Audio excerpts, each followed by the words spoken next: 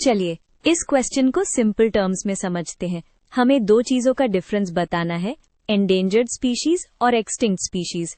मतलब दोनों की मीनिंग और कंडीशन कैसे अलग है। पहले एंडेंजर्ड स्पीशीज।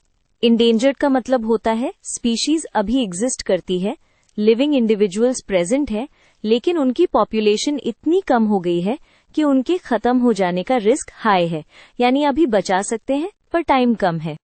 अब एक्सटिंक्ट स्पीशीज। एक्सटिंक्ट का मतलब है स्पीशीज के एक भी इंडिविजुअल अब जिंदा नहीं बचे, ना वाइल्ड में ना कैप्टिविटी में। यहाँ कॉन्जर्वेशन का पॉइंट प्रैक्टिकली एंड हो जाता है क्योंकि स्पीशीज ऑलरेडी गॉन होती है। अब की डिफरेंस को एक लाइन में पकड़ते हैं। एंडेंजर्ड में स्पीशीज प्रेजेंट होती है, बस सर्वाइवल डेंजर में होता है, और एक्सटिंक्ट में स्पीशीज कंप्लीटली डिसअपियर हो चुकी होती हैं।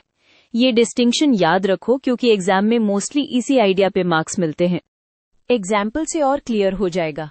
एंडेंजर्ड के एग्जाम्पल्स जैसे टाइगर और एशियन एलिफेंट जो अभी हैं बट नंबर्स लो हैं। एक्सटिंक्ट के एग्जाम्पल्स जैसे डोडो और पैसेंजर पिजन जो अब दुनिया में कहीं भी जिंदा नहीं मिलते। Final wrap up, endangered species को प्रोटेक्ट करके हम उन्हें एक्सटिंक्ट होने से रोक सकते हैं, इसलिए उनके लिए एक्शन अर्जेंट होता है।